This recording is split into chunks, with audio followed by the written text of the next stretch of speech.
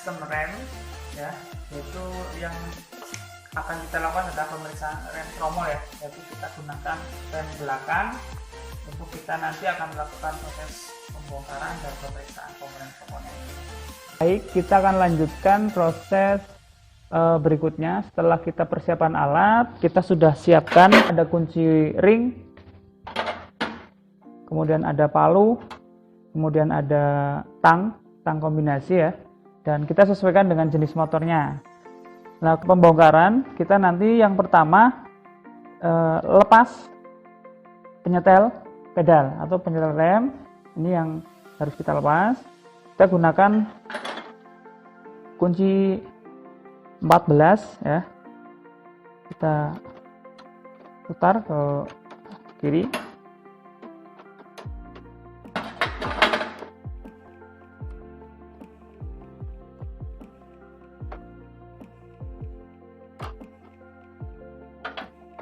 Kemudian kita lepas, ada pin ya, jangan sampai lupa, ini harus kita lepas. Dan pegas atau pegas pengembali juga kita lepas.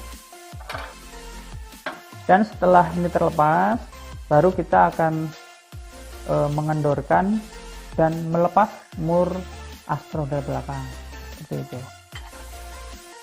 Oke, kita akan coba.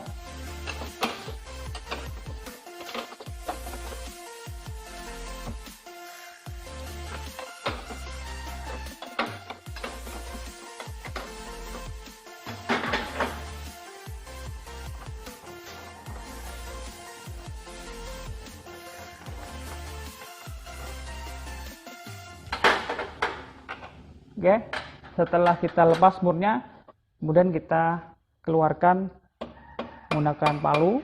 Jangan lupa kita gunakan palu karet ya, plastik maupun karet, jangan kita pakai palu besi. Nanti yang rusak adalah alur daripada as roda itu sendiri.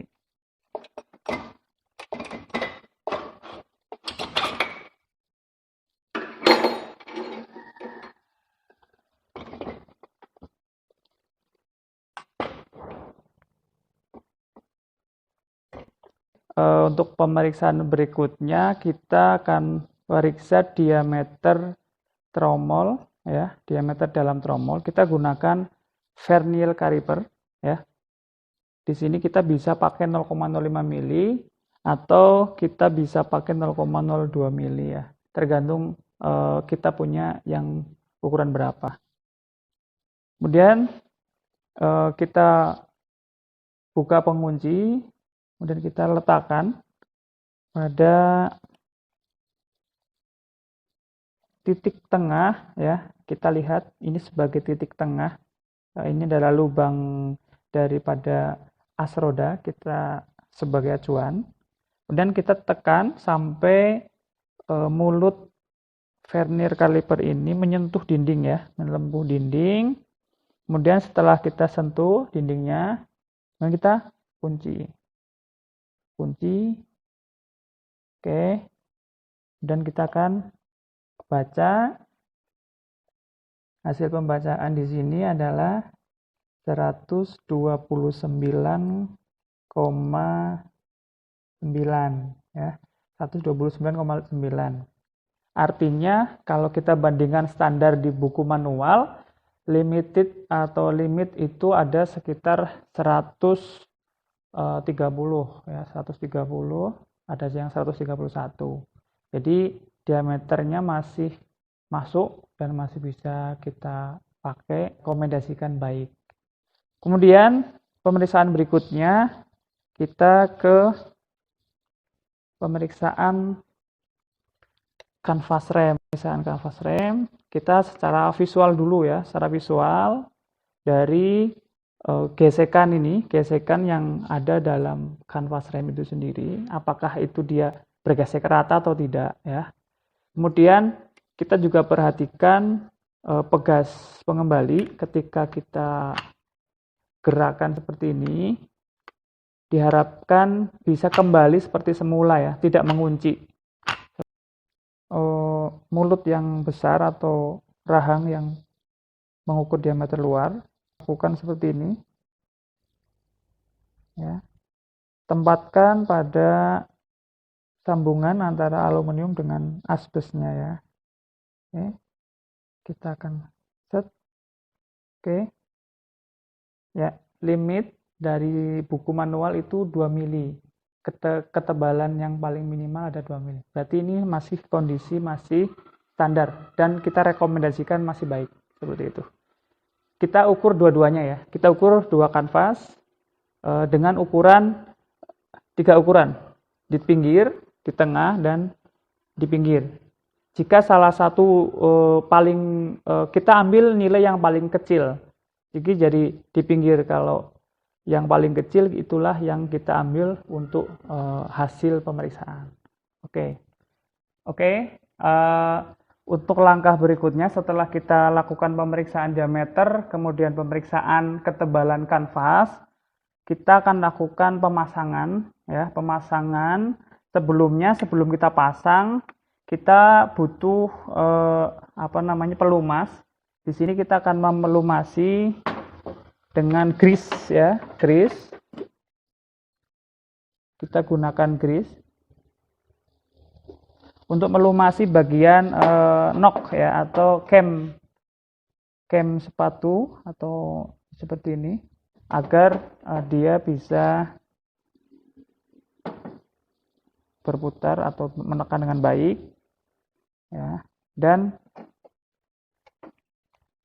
menghindari dari kegesekan atau aus, karena di sini yang setiap kali pengereman akan terjadi gesekan antara sepatu rem dengan nok rem ini ya.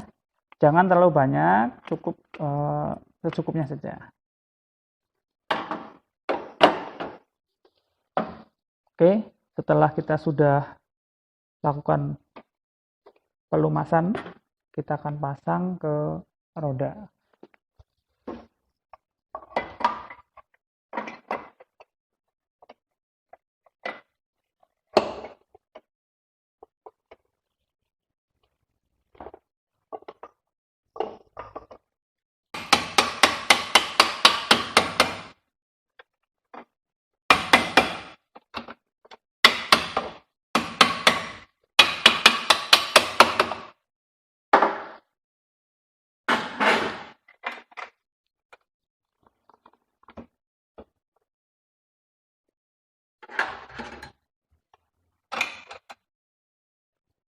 Oke, pasangan as roda sudah kita pasang.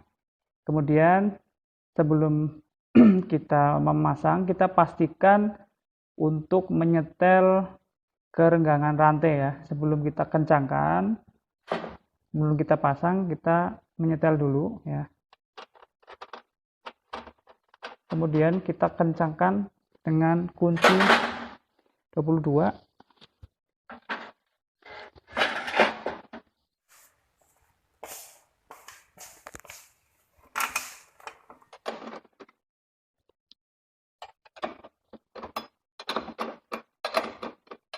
Oke, setelah kita kencang, kita lakukan pengencangan menggunakan momen ya. Setelah sudah kita pasang tuas rem, jangan lupa kita masukkan pegas.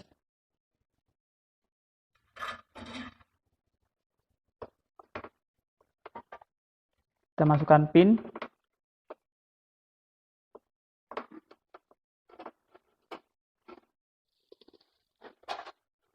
Dan kita masukkan baut penyetel ya.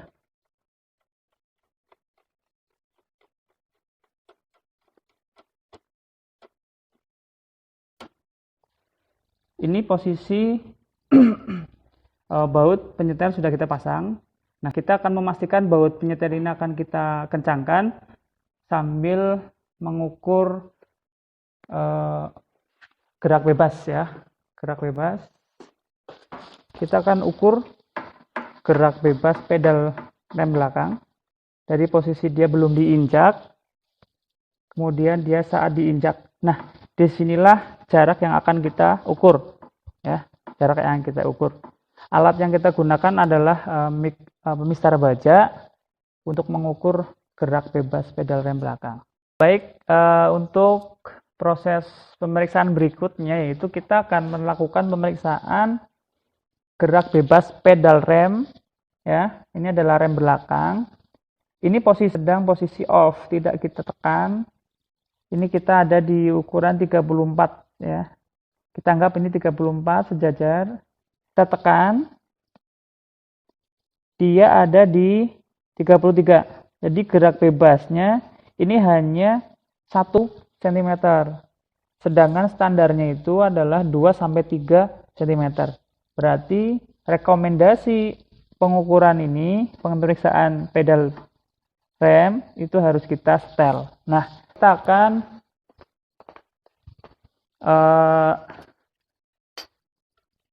mengendorkan baut penyetel.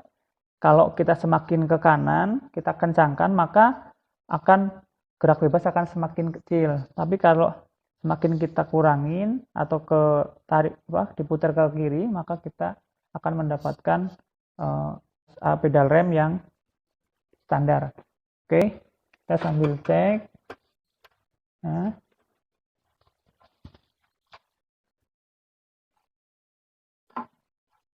Ini dari 34 menuju ke 32.